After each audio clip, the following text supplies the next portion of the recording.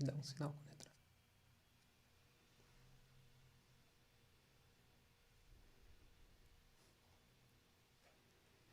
Boa noite!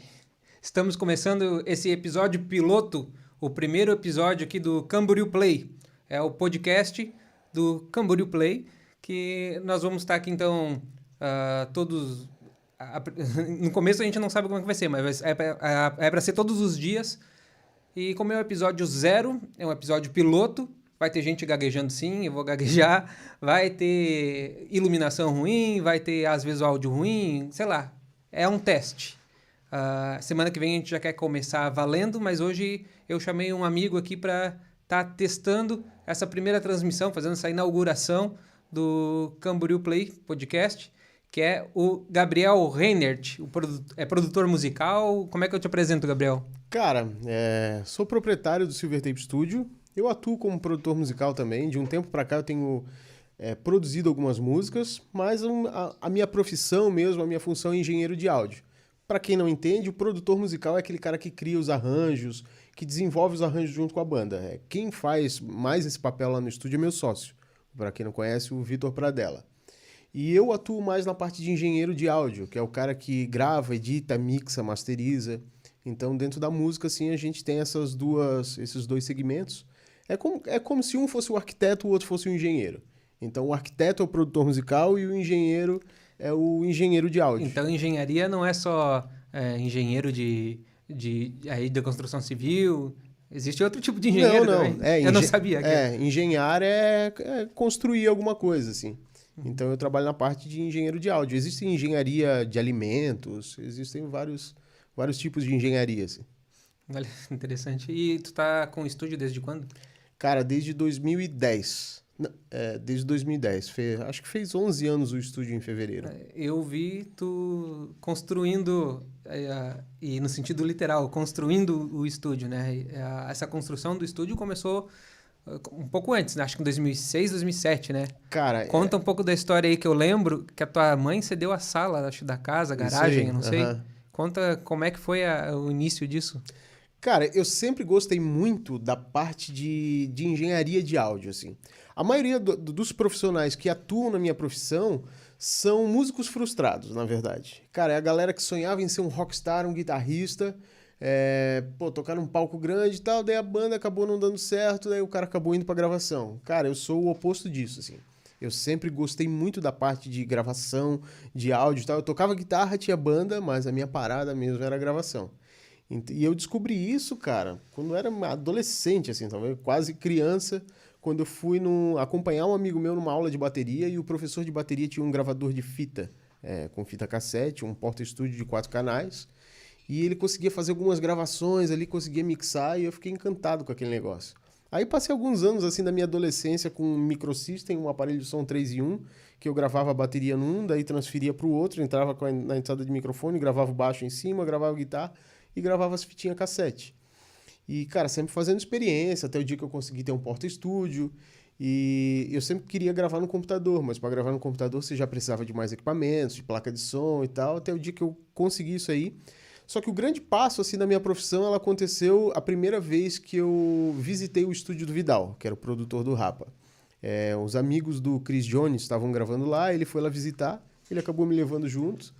E eu vi aquele estúdio, vi a galera montando as coisas, gravando, eu pensei, meu Deus, é isso que eu quero pra minha vida. Eu devia ter uns 13 anos de idade, eu acho que talvez foi um pouco antes, eu acho que foi em 2006, mais ou menos. E daí, então, não parei mais, assim, comecei com o primeiro home studio, depois um estúdiozinho maior, e foi crescendo até o que é hoje. Começou na sala da casa? Sempre começa na sala de casa, né? No quarto, começou... A tua mãe ali, ela cedeu um espaço da casa? Isso, inicialmente ela me cedeu um espaço e eu construí um home studio e comecei a fazer umas gravações. No início, nesse home studio, eu pretendia levar ele em paralelo com o trabalho no Vidal, porque desde que eu conheci o Vidal, eu acompanhei ele a trabalhar e chegou uma hora que eu comecei a trabalhar com ele, eu intimei ele para me contratar, ele comecei a fazer uns freelances. E, cara, ele gostava, assim, do trabalho de assistente. Eu fui trabalhando lá, tentando levar meu estúdio em paralelo, mas eu nunca conseguia, assim. Porque o trabalho em estúdio, ele acaba consumindo muito tempo. Então, até o dia... Bom, o pessoal está me dizendo que não existe uma sincronização entre o vídeo e o áudio. Então a gente pede desculpa se não está em sincronia o que a gente está falando com o que vocês estão vendo. Mas agora tá ok? Agora tá ok. Desculpa aí. Transmissão teste, deixar isso bem claro. A gente está testando. Ótimo que agora esteja funcionando e a gente vai voltar para nossa conversa. Né, Gabriel? Desculpa aí. Imagina, velho. Mas o Gabriel foi avisado que o podcast Tamo número aí pra 0, isso. episódio piloto. É isso aí. Assim como a gente está fazendo, botando a pele em risco, digamos assim, fazendo o teste em produção, produzindo e fazendo o teste ao mesmo tempo. No teu trabalho é assim também? Tu experimenta muita coisa, tu coloca a cara para bater, faz uma coisa, às vezes tu... Né, às vezes até o próprio músico que vai gravar contigo no teu estúdio, às vezes ele não está preparado. Aí, e tu faz esses experimentos? Cara, na produção musical, velho, existem muitas possibilidades. Cara, tem gente que grava bateria com a pele de resposta, sem a pele de resposta, com 2 microfones, com 10 microfones. E muitos produtores, velho, gostam de fazer isso na frente do cliente. Eu não curto fazer isso na frente do cliente, porque às vezes, cara, o cliente não tá curtindo aquela parada e se torna muito cansativo para ele. Então, todas as experiências que eu podia fazer, eu fiz no início da profissão, assim, fechava o estúdio, cara, eu, Vitinho, pro estúdio, microfonava de um jeito, microfonava do outro, experimentava, via como soava, e experimentava não só antes de começar a atuar, mas também depois de começar a trabalhar. Por exemplo, nesse disco, eu vou gravar a guitarra com um Shure 57. Nesse disco, eu vou gravar a guitarra com um E609 da Sennheiser. Esses experimentos são possíveis fazer porque não vai comprometer o resultado, sabe? São experimentos que você pode fazer em trabalhos diferentes. Só que com o tempo, cara, de tanto você experimentar técnicas novas, você vai formatando uma forma de trabalho que ela acaba funcionando bem, sabe? Então, cara, eu acredito que nos últimos 8 anos eu já tenho muito definido, assim, a forma como eu trabalho e o cara funciona, assim. O que acontece, cara? Cada banda tem um som. Você vai usar a mesma forma de trabalho para todas as bandas, mas você vai saber qual técnica você usa para determinado som. Então, pô, eu quero uma guitarra com um som mais podre, você microfone de um jeito. Não, eu quero uma guitarra super moderna, você microfone de outro jeito. E a gente vai aprendendo como é que a gente trabalha com essas diferentes formas e a gente já tem uma receita para cada forma. Mas a gente ainda experimenta de vez em quando algumas coisas. E fórmulas, eu não sei se tu fala sobre estilos e... tu trabalha com todos os estilos, o cliente que aparecer no teu estúdio... O produtor musical, cara, que é a parte que o Vitinho faz, é muito difícil ele trabalhar com todos os estilos. Porque produção musical, ela tem a ver com a linguagem, saca? Às vezes um produtor de pagode é o cara que cresceu a vida inteira ouvindo pagode, ele entende daquele gênero, ele entende da linguagem, então ele vai produzir pagode. O produtor de rock, cara, não vai produzir um pagode bem, mas ele vai saber como que grava, como que toca as guitarras. Já o engenheiro de áudio não, o engenheiro de áudio é uma profissão mais técnica. Existem engenheiros de áudio especializados em cada segmento? Existe. Mas, por exemplo, eu já mixei o Sem Abuso e eu já mixei bandas de heavy metal. Por quê? Porque eu posso pegar uma referência e tentar, com as técnicas e com os recursos, tentar colar naquela referência, tentar chegar o mais próximo possível. Então, para um engenheiro de áudio trabalhar com diferentes segmentos, é muito mais fácil do que para um produtor musical, porque envolve linguagem. Já gravou funk? Cara, já gravei funk. Eu, assim, ó... Eu não tenho muita experiência com o segmento, então eu sempre recusei os trabalhos de funk por não saber por onde começar, sabe? Mas teve um trabalho de um cliente no estúdio que eu acabei fechando com ele, tá? Era um cara que já gravava comigo e era de funk. E eu, cara, tive que arriscar a pegar um elemento daqui, falar com outro profissional que já trabalha com funk, fazer uma pesquisa muito aprofundada e eu consegui produzir. E, cara, o trabalho ficou sensacional. Assim, tem um trabalho lançado no canal do Condzilla. Tem um trabalho que eu entreguei recentemente também, que é outro trabalho que vai pro Condzilla. Mas, cara, é um trabalho, assim, que eu não gosto de produzir, porque como eu não tenho muita experiência, cara, eu tenho que gastar muito tempo criando os arranjos, sabe? Então, acaba não compensando, assim.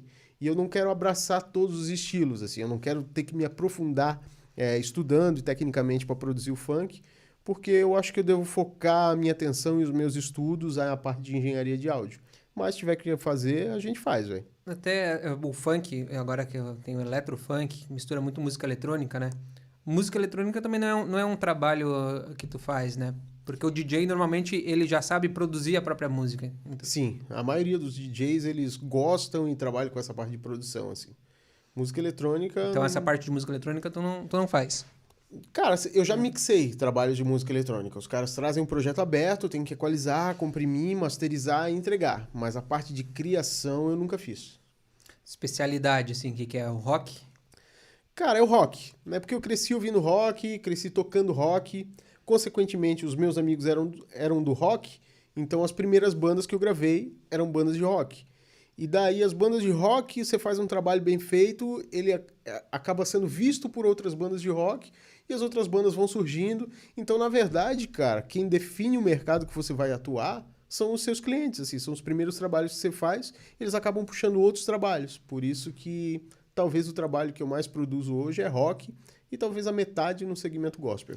Mas tu já tocou também por aí com bandas, né? Tu já teve bandas. Me fala um pouco das tuas bandas. Cara, já tive algumas bandas de rock que eu toquei na noite, tive banda de rock que eu toquei na igreja, só que a maior parte, velho, da minha vida tocando na noite foi com dupla sertaneja, assim. Toquei com muita dupla sertaneja. Cara, fiz muitos shows. Eu construí o meu estúdio, velho, com a grana da noite, assim. Eu ia, tocava, recebia meu cachê e ia pra casa. Só que na época do estouro do sertanejo, que foi... Acho que foi 2008, com César Menotti e Fabiano ali, e depois veio Vitor e Léo, 2010... cara, o sertanejo estava muito estourado. Então, cara, eu já cheguei a fazer 4 shows num dia. 2 em festas particulares, à tarde.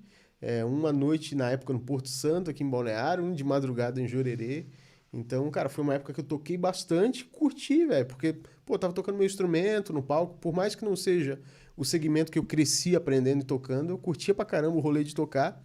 E soube administrar, guardar minha grana para poder construir meu estúdio. Então foi uma época que eu gostei demais, assim. E música, tanto tocar à noite, assim, com dupla sertaneja, já que tu sempre foi mais do rock, vale a pena fazer pelo dinheiro ou vale a pena mais fazer pelo amor? Qual que é o equilíbrio de fazer o que gosta e fazer o que tu tá recebendo, né? A recompensa, um pagamento. Cara, eu tava pensando sobre isso essa semana, assim, porque eu tava conversando com alguns amigos por conta da música e da pandemia, e eu sempre ouvi, cara, que existem 2 tipos de músico. Existem os músicos que encaram a música como hobby e os que encaram a música como profissão. Só que alguns que encaram a música como profissão, eles na verdade não encaram como profissão. A galera que encara como profissão, eu acho que ela é dividida em 2 segmentos. São aqueles que encaram como um ofício, como uma profissão, e se for necessário, velho, eles vão tocar sertanejo, eles vão dar aula, eles vão fazer o que tiver que fazer pela música. E são aqueles outros que eu posso chamar, talvez, de investidores. O que são os músicos investidores? São aqueles músicos, cara, que têm uma profissão além da música e que eles trabalham para investir no projeto deles, porque eles acreditam que se der certo, eles vão ganhar muito dinheiro. Mas eles não estão dispostos a tocar em outro segmento que eles não curtem, sabe? Eles tocam só no segmento deles.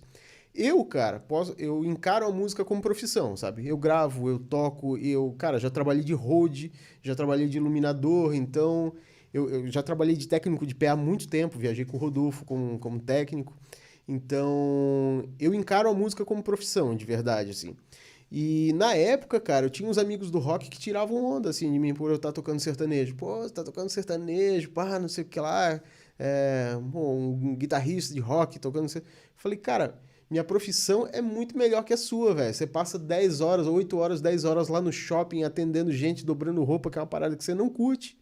E eu, cara, passo som, às vezes quando é perto volto pra casa, depois vou à noite, toco, me divirto e recebo em um dia, talvez o que você recebe em alguns dias de trabalho.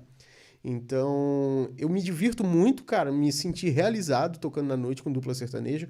Hoje eu não faço mais isso porque eu não tenho mais necessidade e o estúdio consome muito meu tempo.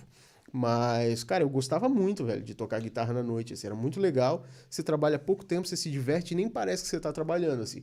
Para um guitarrista de heavy metal, talvez tocar com dupla sertaneja na noite, para ele pode ser o terror, né? Pode ser um pesadelo. Mas para mim, cara, era uma realização, assim, poder viver e poder ganhar dinheiro através da música. Tu falou que já trabalhou com o Vidal, né? Isso. O Vidal é produtor do Rapa. Isso. Já trabalhou com Rapa? Trabalhei com Rapa. Cara, eu participei do 7 vezes, da parte, não das gravações, mas da parte que eles estavam trabalhando em estúdio, e também do DVD da Rocinha. O DVD da Rocinha foi todo feito por mim, pelo Vidal, sozinho no estúdio, desde o zero, assim. Ele foi pro Rio, captou tudo, trouxe pro estúdio, E, cara, a gente seguia editando, mixando e trabalhando em cima dele. Os rapas vieram para Balneário, eu ia buscar eles no aeroporto, levava eles para o estúdio. Algumas coisas foram regravadas, consertadas ali. Eu lembro que o Lobato gravou algumas coisas de teclado ali no estúdio.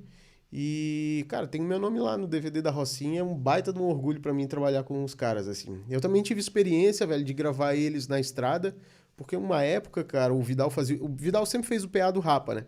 Mas uma época eram feitas gravações ao vivo, não lembro se era para Multishow, para que era. Então o Vidal ia fazer o PA e eu ia junto para fazer a gravação ao vivo, assim, no sistema de gravação móvel, assim. E, pô, foram altas experiências, velho. Quais outros artistas conhecidos, assim, tu já trabalhou? Cara, eu trabalhei com o Rapa, trabalhei com a Rede Ativa, produzi o CD e DVD de 10 anos deles. Gospel, né? Gospel. Cara, gravei o Koala do Reitinho ali no estúdio, numa participação da Onyx 8. Gravei a Ana Paula Valadão ali no estúdio do Gospel também, do Diante do Trono. E, cara, viajei durante algum tempo com o Rodolfo Abrantes, e como técnico de PA. E acho que do RABT pra cá eu produzi todos os trabalhos dele. Então produzi alguns discos, alguns singles. Atualmente tá produzindo alguma coisa? Cara, a gente tem 2 músicas já finalizadas, inclusive eu mandei pra ele ontem uma que finalizou e tem outra que não foi lançada ainda, que ele deve estar programando o lançamento pros próximos dias ou meses, não sei como é que vai ficar.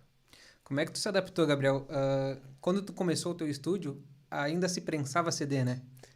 E hoje a música ela é digital. Como é que foi? E eu não sei se isso acaba impactando até em receita, em trabalho, mas como é que é essa adaptação? Cara, muda completamente, assim, ó. Recentemente, cara, a gente teve a alegria de fazer parte de um selo da Sony. O Maurício, diretor da Sony, chamou eu e o Vitinho pra conversar e tal. E a gente tem alguns artistas que a gente tá lançando pela Sony e pelo nosso selo, Silvertape Music. E, cara, eu aprendi muito com o Maurício Soares, velho. Pra quem tá assistindo, que curte música, que curte esse mercado, eu recomendo muito seguir ele, Maurício Soares, diretor artístico da Sony.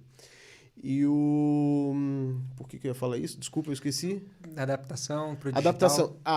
Eu falei isso, cara, porque o Maurício foi o cara com que eu mais aprendi a respeito de digital, a respeito de mercado, a respeito de Spotify, de tudo. Esses tempos eu recebi no estúdio um artista que eu dei umas dicas para ele faz alguns anos, uns 3 anos, que eu falei, cara, grava seu disco, bota numa embalagenzinha e tal, leva pro cara da rádio e tal, faz uma propaganda. Assim. Eu dei algumas dicas para ele de como trabalhar com aquele material. E semana retrasada, cara, ele teve no estúdio e eu dei dicas para ele totalmente diferentes. Eu falei, cara, esquece gravação de CD, hoje você só grava single, você lança um single a cada 2 meses, assim. Pô, mas você falou pra eu fazer não sei o quê. Eu falei, cara, eu falei pra você fazer não sei o quê 3 anos atrás. Hoje as coisas mudaram completamente, velho. 3 anos atrás, talvez 4 anos, você comprava um carro, ele vinha com aparelho de CD. Hoje não vem mais, velho. Hoje você compra notebook, ele não vem com a entrada de CD. Antigamente, nem tão antigamente assim, mas 10 anos atrás, que não é tão antigamente assim. Tu andava no carro com como é que é? Aqueles... estojo de disqueteira. CD, vários assim, né? Hoje não se anda mais com isso. Não. Cara, 10 anos atrás, quando a gente abriu o estúdio, a gente só gravava álbum, velho. Era um atrás do outro. Tinha uma banda, outro que gravava um single. Mas era só disco, velho. A gente fechava 8 faixas, 10 faixas. Hoje, cara, olha, pra aparecer um álbum ali no estúdio, pra dizer que não aparece nenhum, eu tô produzindo um nesse momento, mas eu não me lembro de quando foi o último. Então, é tudo música avulsa hoje. As pessoas vão pra gravar música avulsa e lançar no Spotify, por exemplo, o que no YouTube. Acontece, cara? Cada aplicativo, cada sistema digital, ele quer que você faça uma coisa para que ele te dê aquilo que você quer. Por exemplo, eu tenho uns imóveis no Airbnb, que eu alugo. O que o Airbnb quer? Ele quer que você responda rápido os hóspedes para que ele impulsione o seu imóvel para que seja visto por outras pessoas. Então, quanto mais eu respondo rápido, quanto mais eu sou avaliado positivamente, mais o meu imóvel é alugado. A mesma coisa o Instagram. O que o Instagram quer? Ele quer que a galera curte, comenta, interaja com você para que ele impulsione a sua publicação para outras pessoas. E com o Spotify, com o Apple Music, é a mesma coisa. O que essas plataformas digitais querem? Elas querem constância e seriedade no material. Então... assim, ó, essas regras elas mudam bastante. Assim, o Maurício ele costuma falar que, cara, as regras do lançamento digital elas são escritas a lápis, porque elas mudam o tempo todo.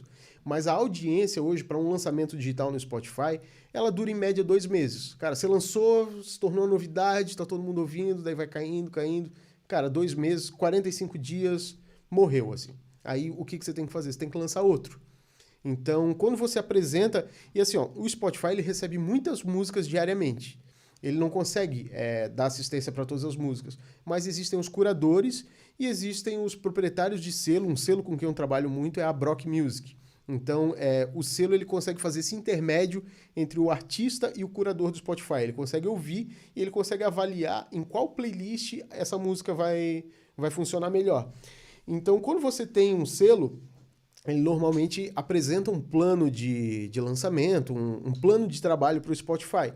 E o Spotify, quando eu me refiro ao Spotify, eu estou me referindo ao Deezer também, a todas as outras plataformas digitais, assim. Eles vendo que você tem um plano e que você tem lançado uma música a cada 2 meses, que você está trabalhando de forma séria, a chance de ele impulsionar o seu trabalho ou de fazer com que o seu trabalho pertença a alguma playlist é muito maior. Então, por isso que os artistas têm trabalhado com... Os artistas e gravadoras, né, têm trabalhado com lançamento a cada 2 meses. E tem outras estratégias também. Quando sua música, por exemplo, é pulada para a próxima, tem o algoritmo do skip, ela vai sendo escondida. Então, isso fez com que o mercado fonográfico passasse a produzir músicas de 2 minutos, 2 minutos e 10. Músicas de 7 minutos hoje para o Spotify também não funciona. Disco hoje não funciona e música de 7, 8 minutos também não funciona. Então, acho que essa foi a forma como o mercado moldou a sua música, adaptando aos lançamentos digitais. Tu dá essa consultoria para quem vai gravar contigo também? Tu dá essas dicas ou a pessoa que só grava e ela que vai administrar? Cara, eu não vendo isso como um serviço. Eu nunca dei consultoria para nenhuma banda pago. Mas, cara, a gente acaba se tornando amigos das pessoas que vão gravar com a gente. E como uma gravação leva muito tempo, a gente passa muitas horas dentro do estúdio com o artista ou com a banda, cara, a gente vai compartilhando aquilo que a gente vai aprendendo, ou com selo, ou com uma gravadora, ou com outro artista, ou com uma palestra, ou com uma entrevista. Então, cara, eu sempre gosto de compartilhar com todos os artistas com quem eu trabalho dicas, assim, para que eles possam trabalhar da melhor forma possível o lançamento deles. E, no caso, digamos, eu sou compositora, tenho minhas composições. Eu quero começar a gravar. Eu quero lançar minhas músicas no Spotify. Eu começo gravando um single, eu gravo já um álbum. Qual que é o ideal? Assim, ó, depende de vários fatores, depende do segmento, depende do orçamento, depende se você vai lançar independente ou se você vai lançar com um selo. Eu vou citar, assim, a forma como eu tenho trabalhado hoje com o selo da Sony, assim, como é que a gente faz. A gente tem fechado com o artista o trabalho anual do artista. A gente tem fechado um contrato anual. Nesse contrato anual, cara, com os nossos artistas, assim, a gente tem lançado um trabalho por mês. Só que não são trabalhos inéditos todo mês. O que acontece? A gente lança uma música inédita com um clipe, ela vai pro Spotify. Aí, no mês seguinte, a gente faz a versão acústica daquela música. Aí, 2 meses depois, a gente lança um novo trabalho inédito. Então, dessa forma, o artista tem constância e ele acaba conseguindo um impulsionamento, acaba conseguindo participar de playlist. Então, ele tem... o trabalho dele é colocado para cima, assim, através dessas plataformas digitais. Então, essa é a forma como a gente trabalha hoje. Mas, assim, se o artista vai trabalhar independente, ele não tem essa obrigação de lançar um trabalho a cada 2 meses. É bom que ele lance, mas às vezes não cabe no orçamento dele. Então, para cada artista, assim, para cada segmento, existe uma forma de trabalho, assim. Não é possível formatar uma forma certinha, assim, que dá certo para todo mundo. A gente tinha falado antes que antigamente tinha a prensagem de disco. Hoje não tem mais isso, então o custo para o artista hoje é menor, né? Você não tem a prensagem, não precisa mandar fazer lá 10 mil cópias, 1000 cópias que seja. Só tem um custo da gravação hoje, né? Porque ou tem um custo para deixar para hospedar essa música no Spotify? Não tem um custo para hospedar a música no Spotify e o custo de prensagem, ele também não existe mais. Existe alguém que ainda lança CD? Cara, é muito raro. É uma dúvida que esses dias eu tava... Alguém ainda lança CD? Esse disco que eu tô produzindo lá no estúdio, o artista quer lançar um CD, assim, porque é um sonho da vida dele e tal. É um trabalho mais pessoal. Para ter o material na mão. Para ter o material na mão, assim. É a mesma coisa no meu ramo, do jornalismo digital. É engraçado que o online é diferente do papel na mão, do jornal na mão. Muita gente sempre me perguntava, né? Por que tu não lança um jornal? Uhum. Porque a transição estava sendo para o online. Não tinha por que lançar um jornal impresso. Sim. Mas é fato, né? Parece que a música no digital, assim como qualquer outra coisa, ela é abstrata, ela não tem um formato físico. Antigamente, CD era legal colecionar também, né? Sim. Tu tinha os álbuns ali, tu colecionava os CDs. E coleção, hoje, como é que faz? As pessoas não têm mais esse hobby? A coleção de CDs é uma coisa que não existe mais, velho. Tava vendo o seriado, como é que é? O negócio do Sandy Júnior que tava passando na Globo.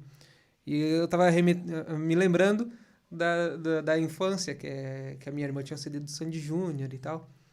E aí eu comecei a lembrar, eu lembro que ela tinha um CD original, aí o CD riscou, e daí parece que ela teve que comprar um pirata, não lembro se foi isso, ou se a minha mãe sugeriu que ela comprasse um pirata e guardasse e ela tinha um encarte original.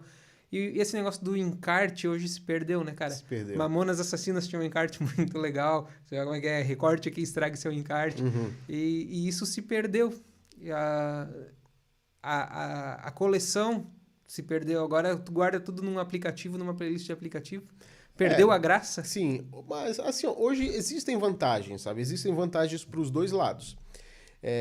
Eu sei que esse lance de antigamente é legal, assim, muitos músicos são saudosistas nesse sentido, mas, cara, antigamente eu queria ouvir músicas que eu gostava, assim, que eu ouvi uma vez eu queria ouvir de novo.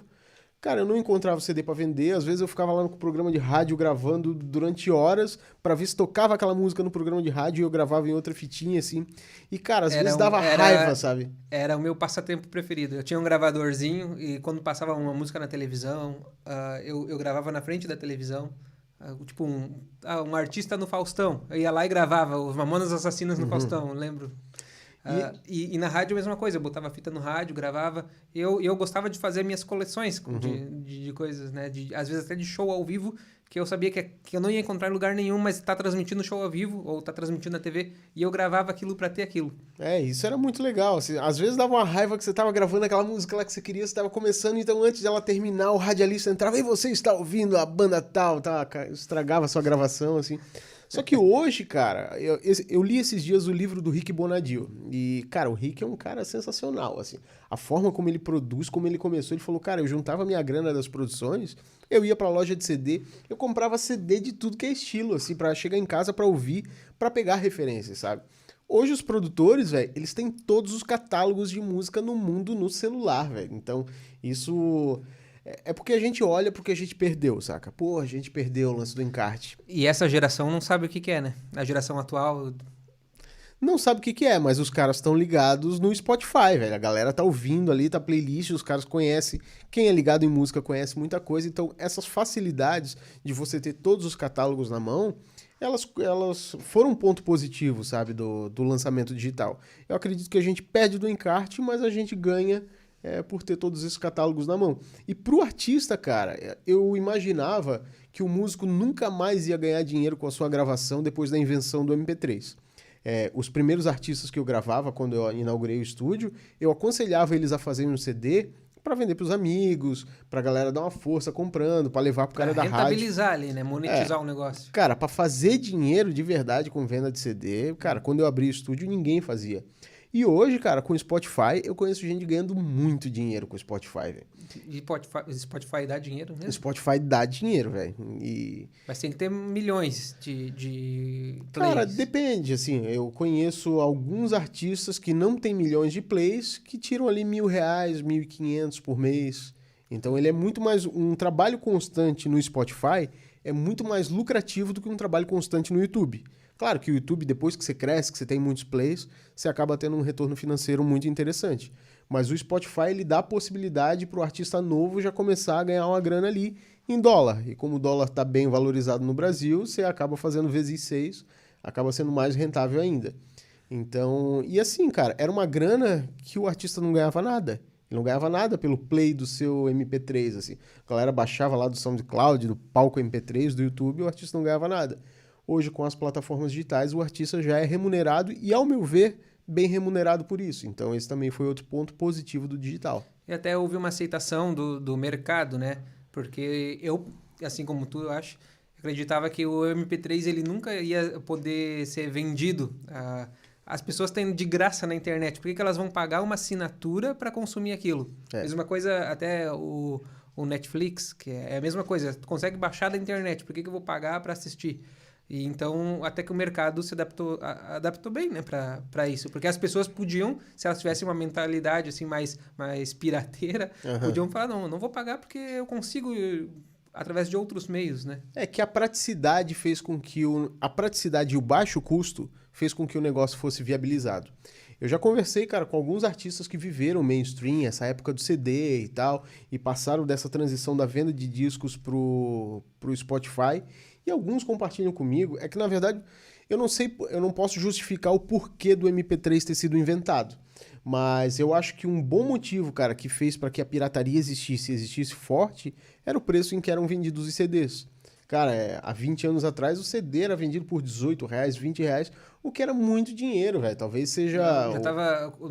Quando tava terminando, o CD tava custando 25, 30 reais. É muito dinheiro, cara. Talvez se fosse corrigido pela inflação, o CD hoje tivesse custando... Mais de 50? Mais de 100 reais, talvez, porque faz mais de 10 anos, né? É. Então, era um valor muito alto. Hoje, por um preço de CD, tu leva um acervo inteiro, né? Por um preço de CD não, né? Porque se o CD fosse corrigido hoje, custaria muito mais caro. Então, cara, por um valor irrisório, assim. Você paga uma taxa ali mensal do Spotify, não sei quanto que tá hoje, acho que tá 20 e poucos reais. E você tem todas as bibliotecas do mundo na resolução que você escolher, né? Então é muita facilidade assim pra galera. Eu acho que foi muito positivo pra todo mundo, inclusive pras gravadoras, velho, porque as gravadoras que investem, que fecham em artista, levam um bom percentual desses plays. Então eu acho que é um negócio que ficou bom pra todo mundo. Como é que funciona isso da gravadora ganhar pelo play? Cara, antigamente as gravadoras investiam na carreira do artista e elas levavam parte da venda dos discos. Elas funcionam como intermediadora? Tipo, passa primeiro pela gravadora, a gravadora recebe e a gravadora repassa pro artista? Não. O artista ele já tem uma conta no Spotify for Artists e ele já recebe o percentual dele direto ali. Às vezes você coloca a gravadora ou você vincula outra... Então é o artista que paga pra produtora? Não, também não. Como é que funciona assim? Você não tem acesso direto ao Spotify, ao Apple Music. Você faz isso através de uma distribuidora digital, que no caso é a OneRPM ou CD Baby, que são as duas mais famosas. Quando você cria a sua conta numa distribuidora digital, você sobe o seu disco lá e você pode escolher para quais plataformas digitais você vai disponibilizar. Normalmente todo mundo disponibiliza para todas, assim, Deezer, Apple Music, Spotify. E lá você vai deixar um percentualzinho desse que é pequeno para a OneRPM, para a distribuidora, né? Ou agregadora, como a galera chama, assim. E você recebe o resto. Quando você tem um contrato com uma gravadora... a divisão ela é feita dentro da OneRPM, então você vai receber um percentual de sua música, o outro percentual vai para eles, outro percentual vai para a gravadora, ou para outro artista, assim, caso em feat, a galera costuma fazer isso também. 50% vai para tal artista, o outro 50% vai para o outro artista. Então essa distribuição já é feita direto pela OneRPM, você já recebe o seu valor líquido. E para o futuro, como é que tu acredita que vai se manter? Como acontece hoje? Isso aí vai amadurecer e evoluir para outra coisa? Como é que tu enxerga o mercado da música para o futuro? Cara, eu acho assim, o Netflix ele já foi inventado já faz algum tempo e ele tá super estável, assim, ele dominou Hollywood, assim, os lances de filme, as séries exclusivas. Eu acho que já tem muito investimento envolvido nisso aí.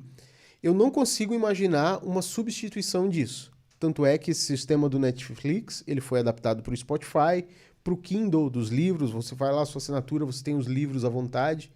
Então, cara, eu acho que isso aí não só é o futuro, como é o presente, assim, em todos os segmentos. A galera paga uma taxa e acaba consumindo todo o conteúdo. Eu achei a invenção disso em todos os segmentos genial.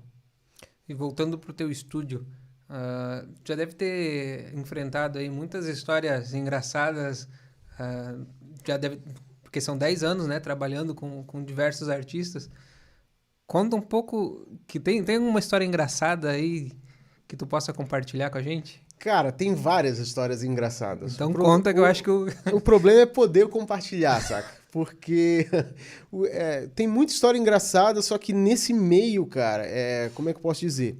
O André Midani escreveu um livro que se chama Ídolos, Música e Poder. E ele contou algumas histórias de músico, de bastidores, assim.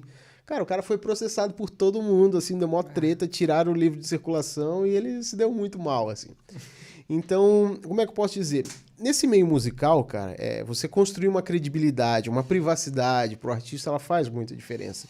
E é impossível, cara, contar alguma história sem que o artista identifique, ou contar uma história sem citar nomes, às vezes não é muito legal.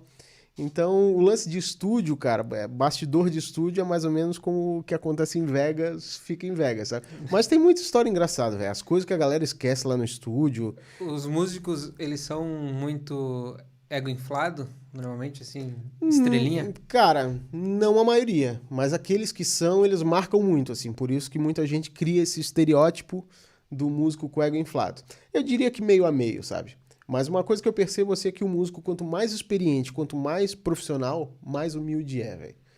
É engraçado, né? Normalmente aqueles mais nariz empinado, mais achando que é artista, normalmente não são artistas. Normalmente, cara, os músicos mais iniciantes, assim, ou que conquistaram coisas pouco relevantes para a carreira deles, que eles acreditam que são muito relevantes, são aqueles que mais têm esse problema de relacionamento. Ou os rockstars, né? Antigamente a galera achava lindo quebrar o hotel e ser babaca com todo mundo porque era a filosofia do roqueiro. Cara, hoje em dia não é mais assim. Hoje em dia, se você se porta dessa forma, você fecha muita porta. Eu fui, por exemplo, no show do Charlie Brown que teve em Camboriú. Eu sei que não era estrelismo, mas eu tava trabalhando, fotografando o show. E eles eram muito fechados, né, cara? Principalmente acho que era o produtor, não, tipo assim, não deixava ter acesso ao artista e parecia até que existia certo estrelismo. Teve outro, eu não vou citar, não sei se são artistas nacionais, não sei se tem problemas. Fica à vontade. Pra mim não tem, né? Como é que é? A Paula Fernandes, também é outra que a imprensa que reclamou que nossa, que ela era muito estrelinha aí. Então percebe-se. Tem alguns que são humildes, mas tem alguns que são muito estrelinha. Mas, cara, eu vou dar uma de advogado dos músicos aqui também, cara. Porque, assim, eu já fiz alguns shows com o Rodolfo, velho. O Rodolfo é um cara muito de boa, assim. Mas, cara, terminava o evento, assim, e olha que eram eventos cristãos, assim, dentro de igreja. Já não conseguia ir embora, velho. Fila pra tirar foto e fila pra trocar ideia. O Rodolfo até brincava assim, cara, minha beleza vai indo embora, de tanto tirar foto, chega a gastar, assim, ó. Porque, cara, era uma fila um atrás do outro, com muro de pedra, a mesma coisa, assim, cara, trampei outros artistas, cara, terminava, a gente sentava ali na cadeira e, velho, era algumas horas, sabe? Muita tietagem. Cara, rola muito, assim. Cara, o Rodolfo é um lance engraçado, assim, porque a galera reconhece ele em qualquer lugar que ele vai. Esses dias a gente foi gravar um clipe em Presidente Getúlio, interior de Santa Catarina, cidade pequena. A gente parou num restaurantezinho de beira de estrada, sentamos lá pra comer, cara, a gente com fome, atrasado, tava na primeira garfada que ele botou na boca, veio alguém aqui do lado, cara, eu posso tirar uma foto, pá, não sei o que, trocar uma ideia.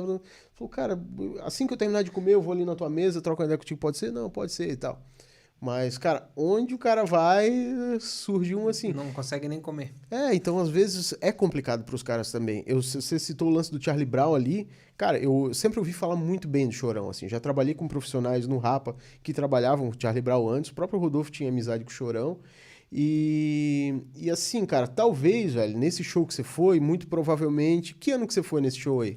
Foi acho que o último ou penúltimo que teve em Camboriú. Cara, os últimos... 2012. Os últimos shows ele tava na pior fase da vida dele, né? Acho que foi 31 de julho ou 31 de agosto de 2012. Pois é. Os últimos shows do Charlie Brown... agosto não tem 31, né? Não sei, cara. De cabeça eu não sei. Julho. Enfim. Então, assim, cara, os últimos shows dele, cara, ele tava na pior fase do mundo, tanto é que rolou o desfecho que rolou, sabe? Então, muito provavelmente, cara, era num momento que ele não tava bem. Cara, queria ter ido no último show, eu me arrependo muito de não ter ido, mas eu queria ir pra trocar ideia, porque tinha alguns amigos que trabalhavam no Charlie Brown e tal, mas eu sabia que a vibe não tava boa, velho. Então, cara, eu não vou lá, vou trocar ideia, eu sei que o clima não tá legal, então eu não vou assistir. Me arrependo muito porque foi o último.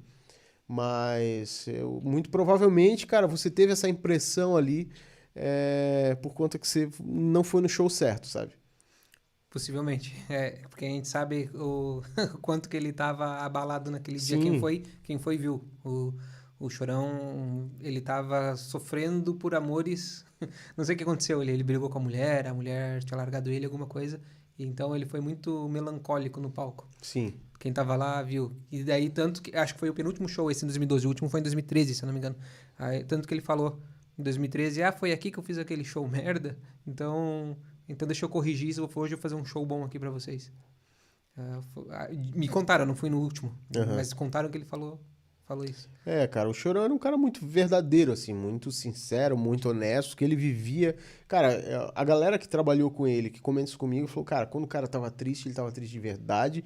Quando ele tava feliz de verdade, sabe? Era um cara de... Ele não tinha meio termo, assim. Então, eu acredito nisso que você falou, imagino, assim, que ele devia estar muito mal. E tu trabalhando com artistas, assim, tu conhece os artistas na intimidade ou fica só no trabalho mesmo, no profissional? Cara, depende do artista, assim. Com o Rodolfo, faz algumas semanas, a gente vai pra praia junto, a gente troca ideia, a gente come junto, a gente viaja junto. Então você acaba criando uma intimidade. Com os artistas em geral, velho, com outros artistas que a gente grava no estúdio, por mais que eu não tenha tanta intimidade quanto eu criei com o Rodolfo por conta das viagens que a gente fez, você acaba criando também uma intimidade por conta de passar muito tempo dentro do estúdio, sabe? Então, cara, você tá sempre trocando ideia, o cara começa a desabafar da vida dele, eu começo a falar da minha, então você cria uma amizade com o cara, daí você passou o dia todo gravando ali, você pede comida, você come junto com o cara, às vezes você sai pra almoçar com o cara. Então, assim, você criar uma intimidade com todos os artistas que você grava é meio inevitável, mas claro que com aqueles que você faz vários trabalhos junto e com viaja junto, você cria mais intimidade. Existe diferença de trabalhar com um artista do meio gospel para um que secular? Não, pelo segmento de música não, assim. Existem diferenças de trabalhar com diferentes pessoas.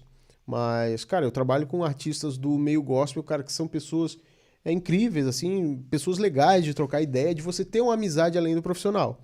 E também trabalho com pessoas do segmento circular, que, cara, são pessoas também muito legais e que você quer ter uma amizade além do profissional. Agora também, já trabalhei com pessoas no gospel que você não quer ter amizade além do estúdio, assim como no secular também. Então acho que a diferença está em pessoas, não está no segmento musical. Tem mensagem aí, vocês que estão monitorando, não estão? Vamos dar uma pausa só para ver se tem alguma mensagem para a gente ler, se alguém tiver alguma pergunta. Esse é o momento. Se alguém quiser fazer alguma pergunta, eu não sei nem quantos estão assistindo, na verdade, porque hoje é uma transmissão teste. Mas se tiver alguma pergunta para o Gabriel, nós vamos dar 2 minutinhos só para dar uma conferida nos comentários. Bota a tela de... Valendo? Voltamos? Não tem nenhum comentário, mas mandaram no particular aqui uma pergunta. Vamos botar a pergunta aqui. Pô. Pergunta pro cara aí. Após a pandemia, qual é a perspectiva dele? Ele acha que vai voltar os shows a todo vapor assim? Vai ter um layout diferente? O pessoal vai... O que a pandemia, assim, na opinião dele, representou, assim, representa para os artistas de como vai ser, assim, desde a divulgação do show e a execução? Como é que vai... O que ele acha se vai mudar? Pergunta enviada aí pelo Marcelo. Então vamos falar sobre pandemia. O que isso representa na vida dos artistas? Respondendo a pergunta do Marcelo, eu acho que após a pandemia, quando os shows estiverem liberados, eu acho que a galera vai enlouquecer de tanto tocar e vai enlouquecer de tanto ir show. Porque, cara, até quem não gosta de show tá doido pra ir num show, assim. Eu acho que o fato de proibir faz com que a galera queira aquilo que é proibido, sabe? Então, cara, tá todo mundo doido pra ir num show, pra ouvir uma música, pra ouvir uma banda. Eu acho que é um mercado que vai explodir, assim. Até foi uma coisa quando eu tava raciocinando isso na semana passada ou retrasada, tava pensando sobre o podcast, falando agora a pandemia tá acabando, daqui a pouco tá todo mundo vacinado, falta poucos meses aí para o negócio começar a voltar ao normal. E aí as pessoas vão começar a sair. E, assim, porque o podcast hoje tem um consumo alto e ele cresceu muito. Ele cresceu nesse negócio da pandemia. As pessoas ficaram em casa e as pessoas começaram a consumir muito podcast. E hoje o podcast ele é um fenômeno. É uma coisa que vem crescendo muito, a produção de podcast. E eu pensando, agora, daqui a pouco acaba a pandemia, as pessoas elas não vão mais querer ficar em casa, não vão mais querer consumir Netflix e coisa, não vão ficar em casa, elas vão querer sair. E eu acho que elas estão realmente com muita vontade de sair. E eu estou pensando até onde que isso vai ser bom para mim. Mas, enfim, o pensamento tá certo. Então, as pessoas vão para Com toda pro certeza, entretenimento. assim. Mas assim, cara, as pessoas vão pro show, mas elas não vão deixar de assistir Netflix, porque elas não vão pra show todos os dias, saca? Eu acho que o crescimento digital, seja de filmes, de podcasts, de música, eu acho que as audições do Spotify, elas não vão diminuir por conta disso, sabe? Muito pelo contrário, assim, os números das plataformas digitais, eles diminuíram por conta da pandemia. Porque o que acontece? As pessoas ouviam música quando elas iam pro trabalho, quando elas estavam na academia, quando elas tinham essa vida mais ativa, sabe? Então, em casa, a galera começou a assistir mais TV, coisas assim. Então, acabou dando uma caída. Então, acho que não vai comprometer essa parte de entretenimento digital. E como é que tá a receita dos artistas hoje? Tá bem comprometida? Cara, Porque os shows pararam, né? depende do artista, saca? Eu, cara, tenho clientes, cara, que os caras não têm horário pra ir gravar no estúdio, pra ir ensaiar no estúdio, porque o que acontece, cara? Ainda ontem eu tava gravando um cliente, cara, e ele tava compartilhando da vida profissional dele. Ele tinha pedido demissão, acho que em janeiro, acho não, ele pediu demissão da empresa que ele trabalhava em janeiro, ganhava um salário de R$ 1.800, vivia ele no aperto e tal, e em março veio a pandemia. E daí, cara, ele teve que se reinventar, começou a dar aula de violão. Só que o cara, ele dá aula de violão de uma forma muito criativa, assim, é um cara muito atencioso, tem um monte de aluno, dá aula pra criança também. E o cara tá com 45 alunos, velho. Ele acorda às 6 horas da manhã, trabalha o dia inteiro e o cara tá se dando muito bem profissionalmente. Outros artistas aproveitaram a pandemia para produzir conteúdo, para lançar coisa no Spotify todos os dias. Outros aproveitaram a pandemia para fazer live com outros artistas no Instagram, o que acabou aumentando os números de seguidores no Instagram, consequentemente os números do Spotify também. Então tem artista, cara, que tá muito na correria, assim, ó, que tá aproveitando a pandemia para produzir material e tá se dando muito bem.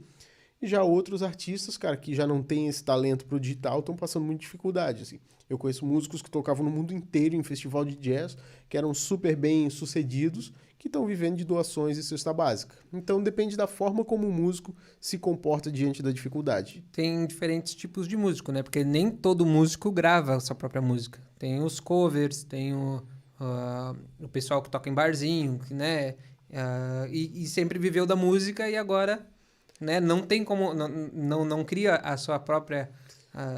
seu próprio álbum, então pra ele é diferente, né? É que a música é muito abrangente, né? Então, pô, ele não grava a sua própria música. Mas, cara, é possível você ganhar dinheiro da música sendo um bom instrumentista e gravando para outros estúdios e artistas à distância.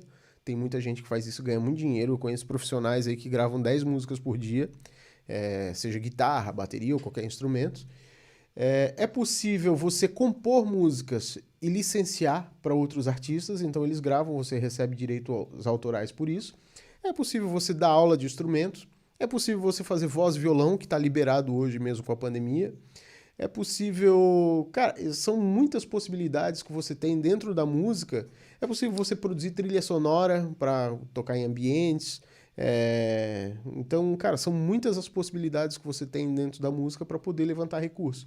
Então, para quem é um operário da música, um funcionário da música que quer viver de música e não pode fazer show no momento, as outras possibilidades continuam disponíveis.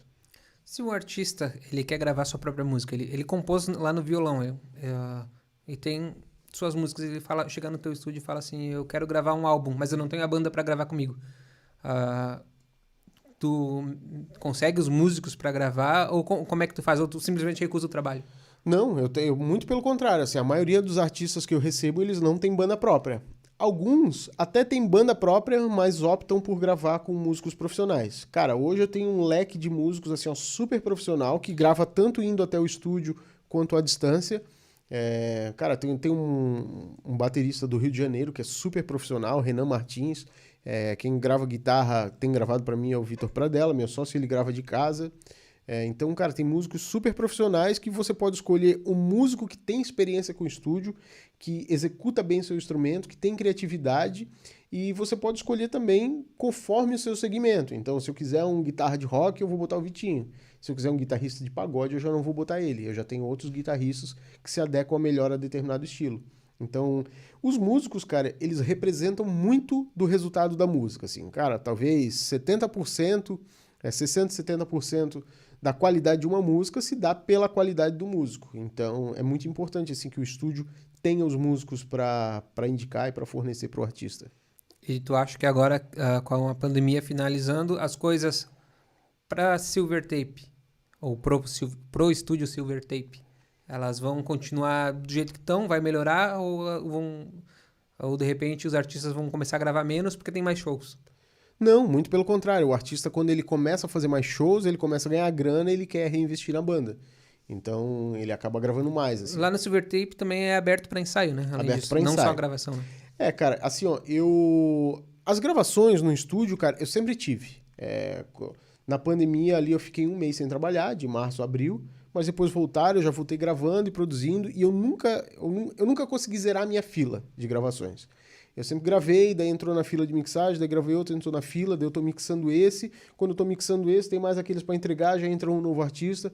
Então, cara, eu dou graças a Deus, assim, pelo fluxo de trabalho que a gente tem, que a gente conseguiu não parar nessa pandemia, assim. Mas talvez eu adapte algumas coisas, assim, porque uma coisa que diminuiu no estúdio foram volumes de ensaio. E quando tinha um volume muito grande de ensaio, eu acabava não podendo focar em outros projetos. Em outros projetos, cara, de automatizar o site, de fazer alguma coisa com vídeo, alguma coisa assim. Então, como caiu os ensaios, eu tive um pouco mais de tempo livre, eu percebi que eu aproveitei esse tempo de uma boa forma, assim. Eu descobri novas tarefas para fazer nesse tempo que me foram muito positivas. Então, muito provavelmente, eu me reajuste, coloque alguém para cuidar dos ensaios de forma fixa. Hoje eu tenho alguém que faz freelance para mim, né? Mas eu posso colocar alguém de forma fixa. Ou eu acabe parando de trabalhar com ensaios para trabalhar com outras coisas. Então, pode ser que eu me adapte de alguma forma a essa redução dos ensaios. Mas eu acredito que passando a pandemia, o fluxo de gravações vai subir, o fluxo de ensaios vai subir e de outras coisas, de outros trabalhos vai subir também. E... eu tava com a pergunta na ponta da língua, sumiu. Esqueci, cara. Completamente. Enfim, essas placas aqui, por exemplo, foi tu que me ajudou, deu dicas, né, cara? Que eu não sabia, eu precisava fazer o tratamento acústico desse estúdio. E eu fui pedir ajuda pra ti e tu prontamente me atendeu, me ajudou, praticamente me deu uma consultoria. E eu sei que tu também ajudou o marido da Nívia. O Gustavo. Da Nívia Soares. Eu lembro que eu encaminhei para você as mensagens que eu passei pro Gustavo. Tu ajudou ele a fazer um estúdio também, né? Então tu faz trabalho de consultoria também, porque tu montou o teu próprio estúdio, tu mesmo foi lá e subiu as paredes, fez tudo sozinho não sei, mas foi com a tua força do teu braço que tu fez aquilo. Então, se alguém quiser montar um estúdio, tu ajuda a dar essa consultoria? Como é que... Cara, essa consultoria, eu não vendo isso como um serviço, assim como eu não vendi isso como serviço para você, também não vendi isso como serviço para o Gustavo. Eu estudei isso, eu estudei acústica e elétrica em áudio na Academia Omid, em São Paulo, que é do Omid Burguin, um suíço que tem essa academia lá, que é, super profissional. Estudei áudio analógico e digital, produção fonográfica e mixagem, estudei vários segmentos lá, assim.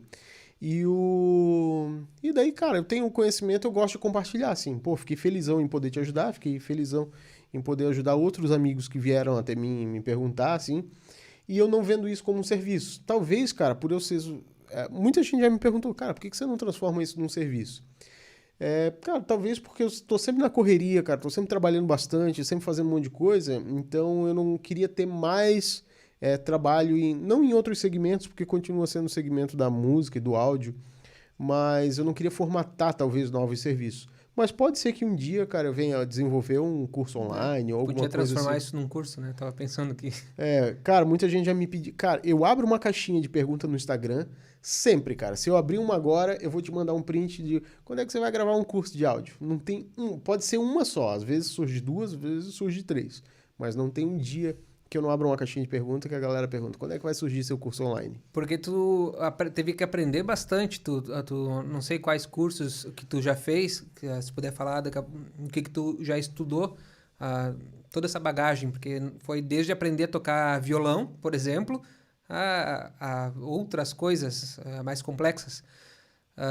Então, tu consegue sintetizar tudo isso, às vezes, em entregar para a pessoa que a pessoa está querendo, né? Cara, a questão de acústica ali que eu te passei, eu esses dias fui pesquisar no YouTube, assim, algumas dúvidas que eu tinha a respeito de acústica. E, cara, no YouTube não tem informação nenhuma a respeito de acústica. Cara, se alguém faz um conteúdo relevante, eu desconheço, assim. E é verdade, porque eu procurei. Mas- Eu tive que buscar ajuda, né? Fui até a ti justamente, porque eu não sabia qual que eram as minhas dúvidas. Por exemplo, quantas placas eu precisava colocar? Qual a distância das placas? Qual o tamanho das placas? Né? Porque a gente vê o pessoal no estúdio, que faz estúdio, eles colocam aquelas caixas de ovo. Não é, para quem não sabe, não é caixa de ovo, né? É uma espuma no formato de caixa de ovo.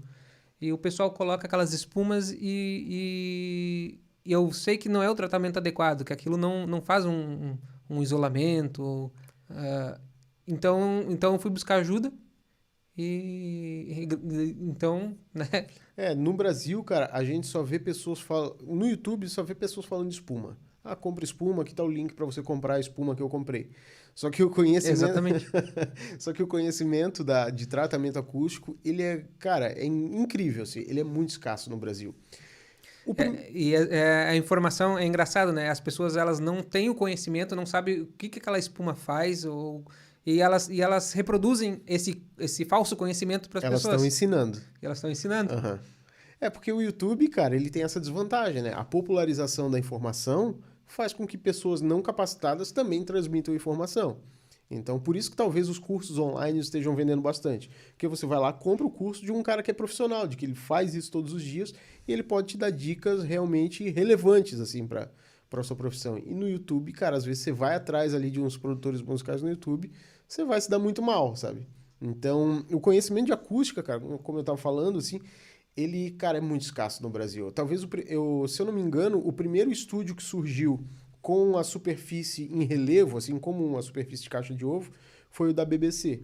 E daí os caras divulgaram as fotos do estúdio, o brasileiro viu aquilo lá, então pra gente ter uma acústica legal, a gente precisa ter a superfície ondulada. Daí as bandas de rock que eu tocava na adolescência, lá comprava caixa de ovo e colava na parede toda, achando que aquilo ali ia isolar o som. Na verdade, esse é outro erro que a galera comete, né? Isolamento acústico versus tratamento acústico. São coisas completamente diferentes. O isolamento acústico, ele serve para que o som de fora do ambiente não entre no ambiente e para que o som do ambiente também não vaze para fora. Só que isso não tem absolutamente nenhuma relação com o tratamento acústico. Você pode ter uma sala isolada, toda de cerâmica, que ela vai ter um reverb incrível. Ou você pode ter uma sala isolada, toda de carpete, que ela já não vai ter o mesmo reverb. Então, o tratamento acústico é como que o som soa dentro daquele ambiente. Dentro de um quarto, sua voz vai soar de uma forma. Dentro de um banheiro, sua voz vai soar de outra forma. Então, isso é o tratamento acústico, é o que a gente faz para equilibrar as frequências dentro de um ambiente. E, cara, a galera usa espuma porque é a solução mais prática que eles têm. A maioria que trabalha com voz também, talvez pode usar espuma porque a voz ela atua em umas frequências altas que não tem problema. Mas o que acontece com a espuma? A espuma, ela só funciona nas frequências altas, porque o áudio ele tem um comprimento de onda. Quanto mais grave, maior é o comprimento de onda. Quanto mais agudo, menor é o comprimento de onda. Então a espuma fininha colada na parede, ela acaba atuando mais nos agudos. Então você pega uma sala, se fecha toda de espuma, o seu som vai ficar assim, ó. Ela vai matar todos os agudos e vai deixar os graves soar. Então, um bom tratamento acústico, se você for gravar uma banda dentro, claro que também depende da aplicação, do porquê que você está tratando essa sala, um bom tratamento acústico ele procura equilibrar e absorver todas as frequências de forma igual. Quando você trata uma sala, normalmente o objetivo é diminuir o tempo de reverberação daquela sala de forma equilibrada em todas as frequências e não diminuir o tempo de reverberação só dos agudos e deixar os graves ressoando, que acaba fazendo com que o ambiente fique embolado. Esse pouco que tu já falou é uma baita de uma aula, né, cara? Para quem não entende nada e pretende fazer algum tratamento acústico, que as pessoas não têm informação. Sim. E tá aí uma coisa para se explorar. Não, eu vou administrar melhor o meu tempo e vou... Eu até lembrei a pergunta que eu esqueci antes, que tu estava falando, que tu estava vendo outras oportunidades, se adaptar, né? Adaptar o teu trabalho e tal. Aí eu ia te perguntar sobre... Tu pretende trabalhar com vídeo? Tu faz alguma coisa de vídeo? Cara, profissionalmente eu não pretendo trabalhar com vídeo, porque eu acho que vídeo, cara, é uma coisa... Cara, é uma ciência, é uma profissão que eu vou ter que aprender do zero, sabe? E eu não tenho disposição para aprender isso nesse momento da vida que eu tô, assim, sabe? Eu tenho uma vida bem sobrecarregada, cara, as coisas que eu faço já me tomam muito tempo e estudar vídeo é uma coisa que está completamente fora de cogitação. Porém, cara, de vez em quando eu tenho a necessidade de, pô, esses dias eu tive que gravar uma aula para um curso online. Eu precisava de me filmar. Cara, era um curso de um amigo, eu não cobrei para dar essa aula, então eu também não podia contratar alguém para me filmar. Eu comprei uma câmera, porque eu pretendo voltar com os meus materiais no YouTube, fazer alguma coisa assim. Então eu usei essa câmera para me filmar. Eventualmente, eu filmo algum amigo, eu faço uns serviços de filmagem, assim, uma câmera parada, com microfone ali e tal, eu consigo dar uma força para alguém. Mas vender isso como um serviço, abrir o Silver Tape Studio para vender trabalhos de vídeo, tá completamente fora de cogitação. Mas pretende começar uma criação de conteúdo, um conteúdo próprio, até para o branding do estúdio ou do próprio Gabriel Renner? Ah, com certeza. Assim, transmitir conhecimento, cara, é uma coisa que eu sempre tive muito prazer de fazer isso. Eu sempre gostei de passar horas trocando ideia com a galera, de compartilhando aquilo que eu aprendi, porque eu sempre gostei de estudar muito, sabe? Então, cara, eu sempre acumulei muita informação, que eu sei que essas informações às vezes podem ser úteis para outras pessoas, como foi para você, como foi para alguns amigos que eu compartilho o conhecimento, assim. Só que, cara, se eu não transformar isso em algo rentável, eu não consigo fazer isso por muito tempo. Eu gostaria de ficar o dia inteiro ensinando o que eu sei e compartilhando conhecimento, mas eu vou ter que abrir mão do trabalho para poder fazer isso. Então, a minha ideia é transformar isso em trabalho. Seja através de um curso online, seja através de uma consultoria, eu vou precisar de uma câmera, de microfones para poder compartilhar conhecimento. Não sei exatamente ainda qual o formato que eu vou utilizar. Se vai ser uma consultoria exclusiva, direto para a pessoa, se vai ser um curso online vendido para todo mundo, mas uma coisa que está nos meus planos é compartilhar conhecimento. E tem muita gente que te procura? Cara, tem, velho. Eu, às vezes, não consigo responder todo mundo no Instagram. Instagram é uma coisa que eu não respondo quase ninguém, na verdade, porque eu não consigo administrar. Mal consigo zerar meu WhatsApp. Eu sempre respondo, vou arquivando e muitas vezes eu não dou conta. Tem pessoas ali que mandaram mensagem em fevereiro e eu não consegui responder ainda. Porque, cara, às vezes você começa a responder, hoje eu vou tirar o dia para responder a galera do WhatsApp. Você responde o primeiro, o segundo, o terceiro, o quarto, o quinto, o sexto. Quando você chegou no oitavo, aquele primeiro já respondeu de volta. Então você as mensagens foram lá para baixo. Então você não consegue seguir em frente, sabe? Então é muito difícil. E daí quando você vê, deu o horário de uma gravação, você vai pro estúdio gravar. E daí aquilo que você conseguiu. O que você não conseguiu vai ficar de lado, né? Vai ficar pra próxima. Daí a próxima às vezes não dá também. Então eu sei que eu administro mal o meu tempo, administro mal o meu WhatsApp e o meu atendimento. Mas está nos meus planos encontrar uma forma de administrar isso. Eu sei que eu poderia automatizar muita coisa, cara, e eu pretendo fazer isso. Mas eu não fiz isso até hoje porque eu tinha a ideia de que automatizar perde a pessoalidade, sabe? Que nem, pô, você tinha uma dúvida para tirar comigo, me mandou no WhatsApp, eu te ajudei. Pensa se você me mandasse essa dúvida, viesse um atendimento eletrônico e a sua mensagem não chegasse até mim porque o meu sistema de atendimento foi automatizado, sabe? Sim. Os dois têm desvantagens, assim. Você deixar de responder alguém porque você não tem tempo é péssimo, mas você responder com uma mensagem automática também é ruim. Mas a gente também não tem tempo para responder todo mundo, então eu não sei qual é a melhor alternativa. Então, acho que é isso, né, Gabriel? Acho que nós vamos dar por encerrado a nossa conversa hoje. Estamos devidamente testados e quem ficou com a gente até agora, espero que tenha aproveitado essa conversa. Boas informações aqui, até uma mini aula sobre acústica. Eu quero agradecer quem esteve comigo nesse primeiro episódio. Foi um episódio piloto, um teste. Semana que vem, então, a gente já pretende estar com isso aqui rodando para valer. Apesar de ser um teste, isso não invalida esse episódio. Esse episódio foi um teste no sentido de que saibam as pessoas que estão assistindo que vai ter problema técnico como houve no início. Mas não invalida o episódio. Fica aqui, essa live vai ficar salva, vocês vão poder reassistir. E obrigado por ter acompanhado, então, esse digamos, momento importante, né, da minha vida, num novo projeto. Eu só tenho a agradecer a companhia de vocês. Uma boa noite. E sigam o Camboriú Play no Instagram, Tá no YouTube como Camboriú Play, no Instagram, no Facebook. Então tá? Obrigado, é isso aí. Agora é para encerrar? Sabe encerrar? Não?